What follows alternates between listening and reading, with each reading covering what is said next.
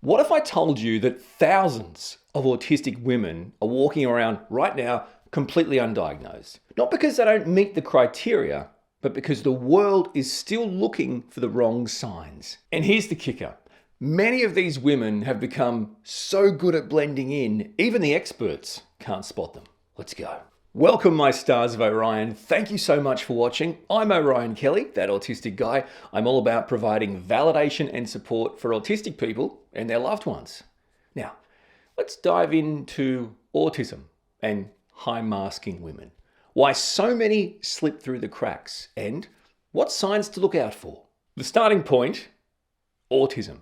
It's a neurodevelopmental condition. Now, it generally involves challenges with social interaction and communication, restrictive and repetitive behaviors and interests, and sensory sensitivities. But here's the truth. Not all autistic people fit the stereotype of socially awkward tech geniuses or quirky savants. Real autistic women often don't look like that. In fact, many develop high masking skills, basically becoming social chameleons to blend in with their neurotypical peers. Let's chat about the barriers to diagnosis. So number one, the diagnostic model is stuck in the past. One of the biggest challenges is the current diagnostic model was built around studying boys. At best, it's a male template, and it's been lazily applied to everyone else. So that means the signs and symptoms of autism in women, which often present differently, are easily overlooked. So, for example, a boy might show his special interest, right, by memorizing everything on the topic and talking about it non-stop.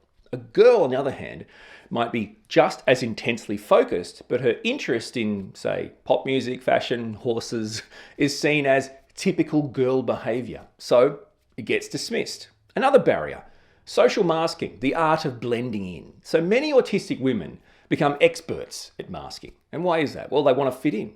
They want to avoid judgment. They want to meet social expectations. Now, research shows autistic women often have higher levels of social motivation than autistic men. But this doesn't mean socializing is easy. It means autistic women feel more driven to try. Social motivation is simply the desire to form connections. And for autistic women, that drive often leads to developing advanced social mimicry, learning scripts, copying body language, adjusting speech patterns, all to blend in. So an example, let's say at work, she may laugh when everyone else laughs. Even if she doesn't get the joke, she might rehearse small talk in her head before meetings so she doesn't freeze when it's her turn to speak. Some studies even suggest autistic women are better at recognizing emotional expressions than autistic men. Now, not because it's natural, but because they've been socially trained to pick up those cues from parents, friends, and peers. Barrier number three, gender stereotypes. So the male condition myth. So let's be real, for decades, autism has been wrongly seen as a male-only condition. Now, this outdated thinking means some clinicians simply don't look for autism in women. And the result is missed or delayed diagnosis. And to that, the fact that many women mask so well and the current diagnostic criteria doesn't fully capture their presentation, it's no wonder we see underdiagnosis and misdiagnosis. An example, a teenage girl struggling with sensory overload at school might be told, oh, you're just shy or anxious, rather than being assessed for autism. Barrier number four is social and cultural expectations. So it could be argued society still expects women to be more social, more empathetic, more emotionally available. Now, these expectations can mask autistic traits or lead others to misinterpret them. An example could be an autistic woman might force herself to attend every family event, smiling through the anxiety, because that's what a good daughter, sister, partner does. Now, afterwards, she'll crash, she'll be out for days, but no one ever sees that part. Barrier number five, co-occurring conditions. This is a big one.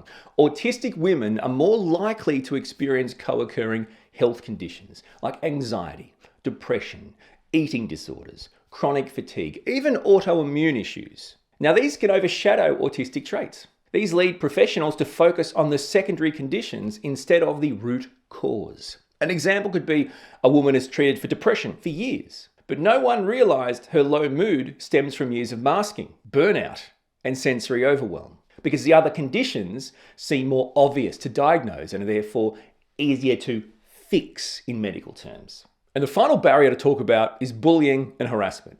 So definitely, without a question, all autistic people face high rates of bullying.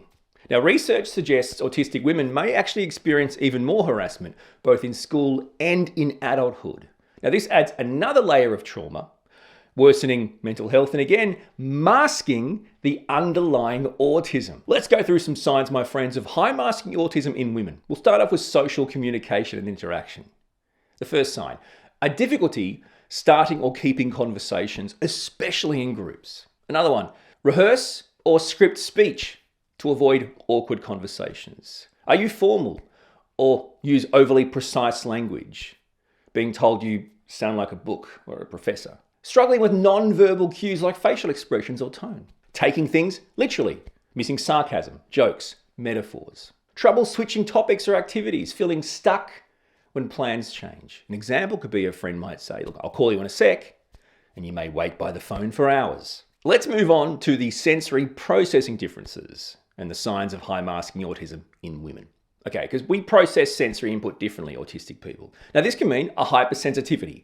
Okay, so the ticking clock is unbearable. Lights unbearable. You are overly sensitive. This could also mean a hyposensitivity. In other words, an underexperience, barely noticing strong smells or loud noises. You may have a difficulty filtering background noise. You might hear everything at a cafe or at a workplace all at once. You might have an avoidance of certain textures, sounds, smells, refusing to wear certain types of fabrics or eat certain types of food, like mushy food.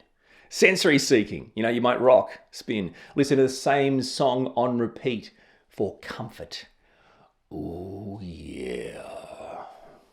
And the final category, restricted repetitive behaviors and interests for our signs of high masking autism in women. So a deep, focused interest or interests that dominate your thoughts and conversations. Stimming behaviors.